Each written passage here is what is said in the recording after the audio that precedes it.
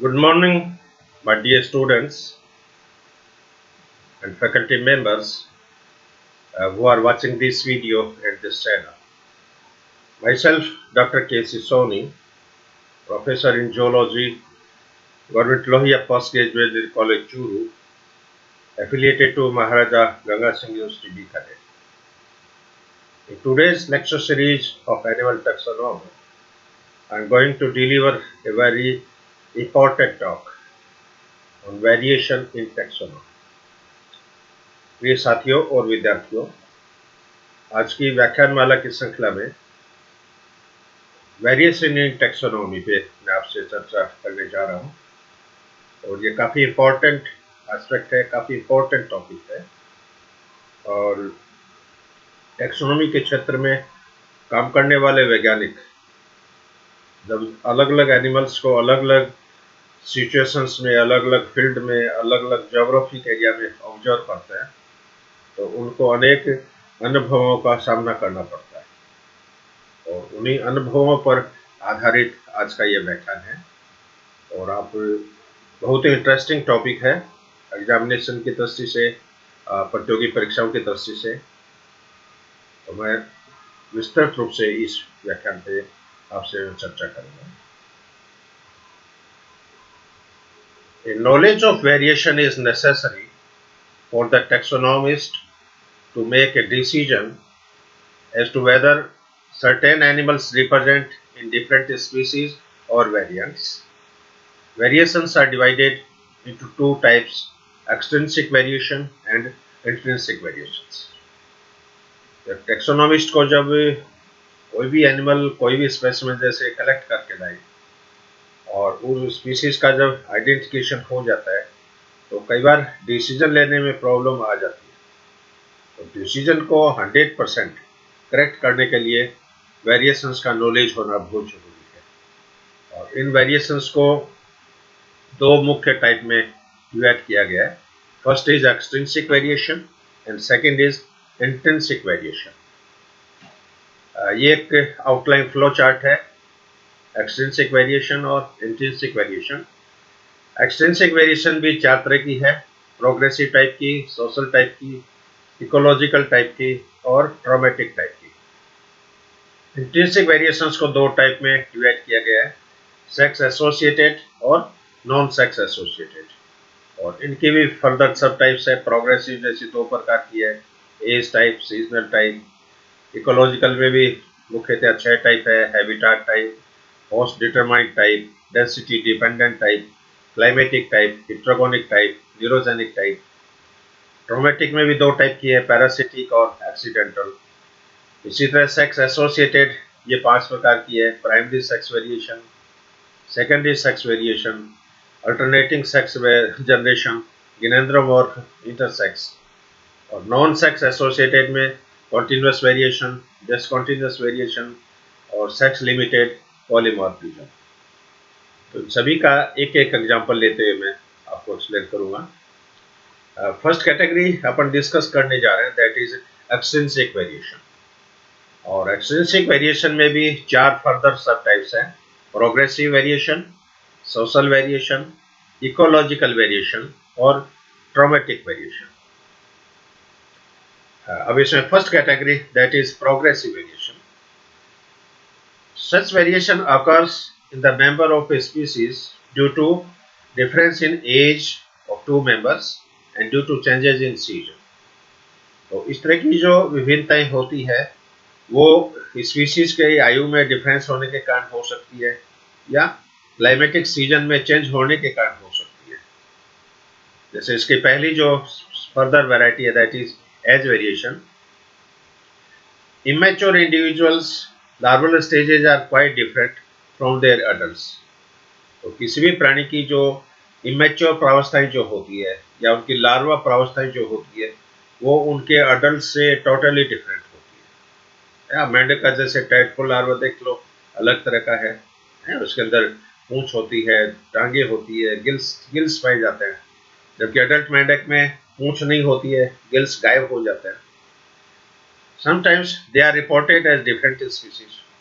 और कई बार क्या होता है कि प्रॉपर नॉलेज नहीं होता है तो फिर टैक्सोनॉमिस्ट उनको अलग अलग स्पीसीज के रूप में मान के चलते हैं और वहां पर डिसीजन है वो गलत हो जाता है। Age variation is not restricted to difference between larval stages and adults but also occur among adults. तो कई बार विभिन्नताएं इमेच्योर और अडल्ट या लार्वा और अडल्ट में नहीं होती है, बल्कि कई बार अडल्ट में भी छोटी छोटी विभिन्नताएं हैं वो देखी जा सकती है। ये जैसे एज वेरिएशंस का एक फिगर देख रहे हो, इसमें डियर है जैसे, और डियर में ओल्ड जो डियर होगा ज्यादा एज वाला, उसके सींगों में आप देख रहे हो ब्रांचिंग पॉइंट्स ज्यादा है, जबकि यंग डियर है इसमें सींग अभी तक उगे ही नहीं है। तो ये एक एज वेरिएशंस का बेस्ट एग्जाम्पल है। जूनियर डियर है, लिटिल एज का डियर है, ये ज्यादा एज का डियर है, और इन दोनों के आप देख रहे हो सींगों के अंदर वेरिएशंस आपको देखने को मिलती है। तो इनके एंटलर देख के भी आप पहचान सकते हो कि ये यंग डियर है या अडल्ट डियर है। और जो जो डियर की एज बढ़ती जाएगी उनमें ब्रांचिंग पॉइंट्स है वो भी बढ़ते जाएंगे। Second example seasonal variation. Seasonal variations में क्या होगा, अलग अलग सीजन्स में अलग अलग कलर है वो डेवलप हो जाता है। जैसे कैटल एग्रेट है, अब ये कैटल एग्रेट का देख रहे हो, इसमें आप इसका जो गर्दन है ये गोल्डन कलर की होगी, सुनहरे रंग की, जबकि इसी यही सेम एनिमल ये नॉन ब्रीडिंग सीजन में। तो ब्रीडिंग सीजन जब आती है तो कैटल एग्रेट का चेस्ट जो है ये गोल्डन ब्राउन हो जाता है सेक्सुअल अट्रैक्शंस के लिए, और ब्रीडिंग सीजन जब समाप्त होता है इसका ये गोल्डन कलर वापस व्हाइट कलर में कन्वर्ट हो जाता है। तो अलग अलग सीजन्स में भी अलग अलग प्राणियों के बॉडी के अंदर, मॉर्फोलॉजी के अंदर वेरिएशंस देखने को मिलती है। In the social, second category is social variations. In the social insects like honeybee, wasp, ants, termite, having different individuals, there are queens, workers, soldiers and male. तो जितने भी सामाजिक इंसेक्ट है जैसे हनी बी है ना, इसके अंदर वाष्प है, चींटियां हैं, दीमक है, और ये सारे सोशल इंसेक्ट हैं। और सोशल इंसेक्ट होते हैं तो इसमें इनका डिवीजन ऑफ लेबर है वो बटा हुआ होता है, अलग अलग कार्यों के लिए अलग अलग इसके अंदर मेंबर्स होते हैं। और इन इंसेक्ट में रानी होती है, क्वीन होते हैं, वर्कर्स होते हैं, सोल्जर्स होते हैं, और नर सदस्य होते हैं जिसको किंग या ड्रोन के नाम से जाना जाता है। Taxonomic name should not be applied to these individuals of the same species. अब ये सारे बी है, मधुमक्खी में किंग है तो ड्रोन है तो वो भी हनी बी है, वर्कर है तो वो भी हनी बी है, रानी है तो वो भी हनी बी है। ये नहीं कि इनको अलग अलग स्पीसीज में काउंट करके इनका अलग अलग नाम दे दिया जाए, ऐसा नहीं होगा। In past taxonomist could not do so because it was not realized that they were the members of the same species. लेकिन पहले इतना डिटेल नॉलेज साइंटिस्ट को नहीं था, इसलिए वो प्रॉपर रूप से इनको रिकॉग्नाइज नहीं कर पाए और इनका प्रॉपर नोमेनक्लेचर नहीं कर पाए। लेकिन अब एनिमल बिहेवियर का, इथोलॉजी का जो ब्रांच है बहुत ज़्यादा डेवलप हो गया है, और एक एक एनिमल्स का बिहेवियर, सभी तरह का बिहेवियर है वो ऑब्जर्व किया गया चुका है, रिकॉर्डेड हो चुका है। और वर्तमान में अपने को पता है कि भी सोशल इंसेक्ट्स में अलग अलग कार्यों करने के लिए अलग अलग कास्ट सिस्टम है वो डेवलप हो जाता है।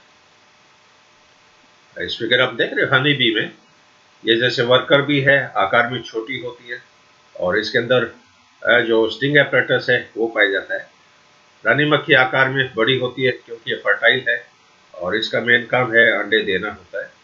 ये ड्रोन है, इनकी संख्या एक सोसाइटी में बहुत कम होती है और इसका मेन काम होता है केवल रानी मक्खी को अंडों को फर्टिलाइज करना। तो ये हनी बी के अंदर आप देख रहे हो तीन तरह की कास्ट। अब ये तीनों दिखने में अलग अलग शेप, साइज, कलर की है, और यदि वेरिएशन का प्रॉपर नॉलेज नहीं हो तो साइंटिस्ट इनको अलग अलग स्पीशीज के रूप में आइडेंटिफाई करके इनका अलग नोमेनक्लेचर कर सकते हैं, लेकिन ऐसा नहीं होता है। Third is ecological variation. In an animal of the same species variation develop due to different ecological conditions. तो कई बार ये देखा गया है कि एक ही प्राणी में अलग अलग पारिस्थितिक परिस्थितियों में अलग अलग तरह की विभिन्नताएं देखने को मिलती है। और इकोलॉजिकल वेरिएशंस को मुख्यतया 6 टाइप में डिवाइड किया गया है। First is habitat variation, second is host determined variation, third is density dependent variation, fourth is climate induced variation, fifth is heterogonic variation, and sixth is neurogenic variation. First is habitat variations. Population of a single species that occur in different habitat in the same region are visibly different.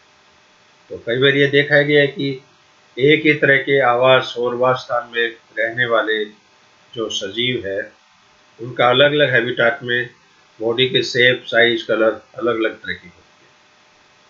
अब जैसे समुद्रों के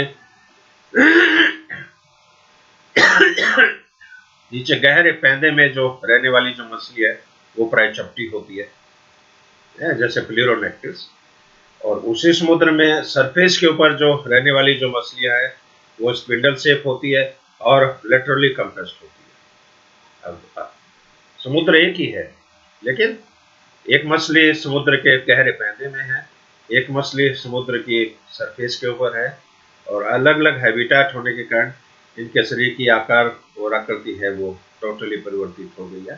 तो इस तरह की जो विभिन्नताएं होती है ये हैबिटेट वेरिएशंस के नाम से जानी जाती है। Second is host determined variation. कई बार क्या होता है कि some parasite develops into two different host. कई बार कुछ पैरासाइट है वो अलग अलग होस्ट के अंदर विकसित होते हैं, डेवलप होते हैं। They result into morphological and physiological differences. और इस पैरासिटिक रिलेशंस के कारण उनकी मॉर्फोलॉजी और फिजियोलॉजी में कई बार परिवर्तन डेवलप हो जाता है। For example, scale insects with large body and short appendages. और सेकेंड एग्जाम्पल डिटरमाइंड वेरिएशंस का बेस्ट एग्जाम्पल। थर्ड सब टाइप है इसमें डेंसिटी डिपेंडेंट वेरिएशन। क्राउडिंग सम रहता है, ग्रेगेरियस फेज जिसमें वो झुंड के रूप में रहते हैं, और transitional phase. In all phases structure, colour, behaviour locust के द्वारा रिप्रेजेंट किए जाते हैं। Third is climate induced variation. मैंने की परिवर्तन तापमान पे डिपेंड करते हैं, पानी की उपलब्धता पर निर्भर करते हैं, नमी के ऊपर डिपेंड करते हैं, और प्रकाश के ऊपर डिपेंड करते हैं। Some individuals of a population show which appropriate size of some parts of their body in relation to the। इस तरह की विभिन्नताएं जो होती है वो heterogonic variation के नाम से जानी जाती है। The cause of these variations are unknown। अब इन विभिन्नताओं के पीछे जो कारण, अभी स्टैग बीटल्स है दिखाइए, इसमें आप देख रहे हो मैंडिबल्स की आकार आकृति इन चारों स्पीसीज में अलग अलग है। इसमें देख रहे हो इस तरह का है, इसमें इस तरह। थ्रिप्स की जो एंटीना है इसके अंदर वेरिएशंस देखने को मिलती है, और इस तरह की जो विभिन्नताएं होती है ये heterogonic वेरिएशन के नाम से जानी जाती है। Next is neurogenic variation. Some animals change their body color in response to their environment। कुछ प्राणियों में वातावरण में, पर्यावरण में परिवर्तन होने के कारण उनके शरीर के रंग में परिवर्तन देखा जाता है। Such changes are due to the concentration और डिस्पर्जल ऑफ क्रोमेटोफोर। इस तरह का जो रंग परिवर्तन है ये क्रोमेटोफोर की कंसंट्रेशन के कारण या क्रोमेटोफोर के डिस्पर्जल के कारण होता है, और ये घटना मेटाक्रोसिस के नाम से जानी जाती है। इसके बेस्ट एग्जांपल है जैसे कैमेलियन और साइक्लोस्टॉर्म्स। इस फिगर में आप देख रहे हो गिरगिट है, एक ही एनिमल है, और एक ही एनिमल की अलग अलग एनवायरमेंटल कंडीशंस में अलग अलग कलर वेरिएशन इनके शरीर में डेवलप हो जाता है। अभी आप देख रहे हो पर्पल कलर है, ये ग्रीन कलर है, ये ब्लू कलर है, ये येलो कलर है। अब ये सेम जानवर है लेकिन अलग अलग तरह की हैबिटाट के कारण, अलग अलग तरह के सीजनल चेंजेस के कारण इसका कलर अलग हो गया। अब इसमें साइंटिस्ट कंफ्यूज हो जाते हैं और इनको फिर अलग स्पीसीज के रूप में वो मान लेते हैं, जबकि वास्तव में ऐसा नहीं होता। फोर्थ टाइप है इसमें traumatic variation. Due to accident and parasites variations में डेवलप। तो कई बार एक्सीडेंट के कारण, किसी पैरासाइट के इन्फेक्शन के कारण कई बार होस्ट की आकार आकृति है परिवर्तित हो जाती है, और इन वेरिएशन को दो मेन टाइप में डिवाइड किया है। First is parasitic and second is accidental variation. First is parasitic variation. Parasite में produce structural modification in the host. Parasite के इन्फेक्शन के कारण होस्ट में संरचनात्मक विविधताएं देखने को मिलती है। For example, stylops in the bee brings about reduction in the size of the head, enlargement of the abdomen and wing variation। तो कई बार बी में स्टाइलोप्स का यदि इन्फेक्शन हो जाता है, स्टाइलोप्स यदि पैरासाइट के रूप में बी के अंदर प्रेजेंट है, तो बी का हेड छोटा हो जाता है, एब्डोमेन इसका बड़ा हो जाता है, और इनके पंखों में शीरा विन्यास है, पंखों की साइज है, वो परिवर्तित हो जाती है। Such individuals are different from other individuals which are not parasitized by the stylops। अब स्टाइलोप से इन्फेक्टेड ये जो बी है, इसके शरीर का आकार, आकृति, वेरिएशंस नॉर्मल बी की तुलना में टोटली डिफरेंट होती है। और यहाँ पर टैक्सोनोमिस्ट कंफ्यूज हो जाते हैं और प्रॉपर आइडेंटिफिकेशन नहीं होने के कारण कई बार रॉन्ग डिसीजंस भी हो जाते हैं। इस फिगर आप देख रहे हो, ये बी है और इसमें ये स्टाइलोप्स है, ये पैरासाइट के रूप में है। तो स्टाइलोप्स इन बी, एंड्रीना बी। अभी इस पैरासाइट के इन्फेक्शन के कारण इसके शरीर की आकार और आकृति टोटली परिवर्तित हो गई, और इस तरह की विभिन्नताएं जो होती है वो पैरासिटिक वेरिएशंस के नाम से जानी जाती है। Second is accidental variation. Due to injury, animals में produce abnormalities in the morphology. तो कई बार बॉडी का कोई पार्ट डैमेज होने के कारण, क्षति होने के कारण उनकी मॉर्फोलॉजी में असामान्यताएं विकसित हो जाती है। These members may be reported at different species by taxonomists। और कई बार टैक्सोनोमिस्ट के द्वारा ऐसे सदस्यों को गलत आइडेंटिफाई कर लिया जाता है, डिसीजन उनका गलत हो जाता है और उनको अलग स्पीसीज के रूप में ट्रीट कर लिया जाता है। Such variation must be in the mind of taxonomist। और इस तरह की जो विभिन्नताएं हैं वो टैक्सोनोमिस्ट के दिमाग में होनी चाहिए ताकि डिसीजन प्रॉपर हो। ये जैसे लिजार्ड है, मान लीजिए। अब लिजार्ड में कई बार इनकी पूंछ का जो लास्ट पार्ट है वो डैमेज हो जाता है या किसी कारण से एक्सीडेंट के कारण ये टूट जाता है। तो कई बार देखा है कि इन छिपकलियों में द्विशाखित पूंछ है विकसित हो जाती है, बाइफरकेटेड। अब इस बाइफरकेटेड टेल वाली लिजार्ड को देखे तो ऐसा लगता है कि ये कोई अलग जाति होगी, अलग स्पीसीज होगी, लेकिन ऐसा नहीं है, ये सेम स्पीसीज है और एक्सीडेंट के कारण टेल है वो बाइफरकेट हो। वेरिएशन का सेकंड जो मेन टाइप है दैट इज इंट्रिंसिक वेरिएशन। और इंट्रिंसिक वेरिएशन जो होती है ये जेनेटिक कॉन्स्टिट्यूशंस के कारण रिपोर्टेड हुई है, और इनको भी दो मेन टाइप में डिवाइड किया गया है। एक तो सेक्स एसोसिएटेड और second is non sex associated.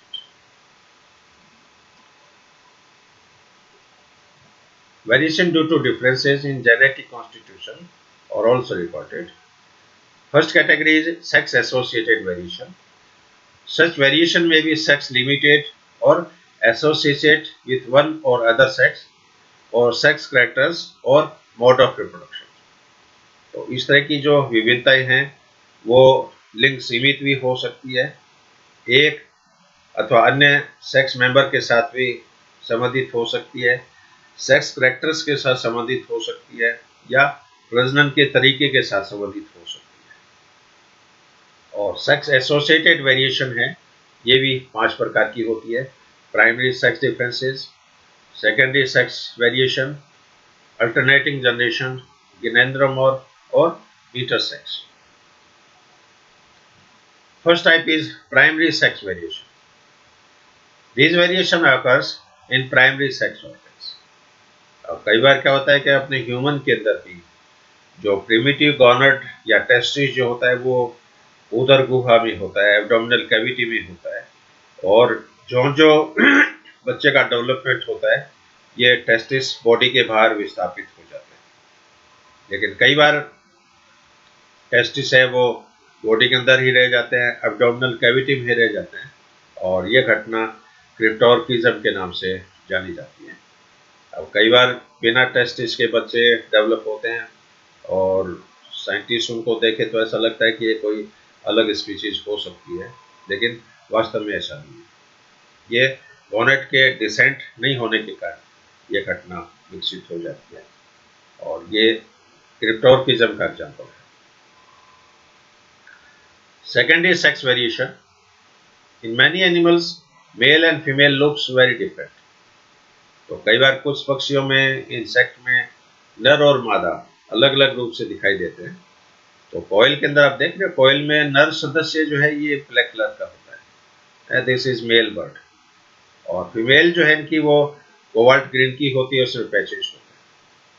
और कोयल में नर सदस्य जो होता है वही मीठी आवाज निकालता है, फीमेल प्राय एकदम साइलेंट रहती है, वो कोई वॉइस प्रोड्यूस नहीं करती है. अब इसमें कोयल में मेल और फीमेल को देखें तो ऐसा लगता है कि ये कोई अलग स्पीशीज होगी, ये कोई अलग स्पीशीज होगी, जबकि वास्तव में ऐसा नहीं है. तो इस तरह की जो विभिन्नताएं हैं ये सेकेंडरी सेक्स वेरिएशंस के नाम से जानी जाती है. तीसरी टाइप है इसमें अल्टरनेटिंग जनरेशन.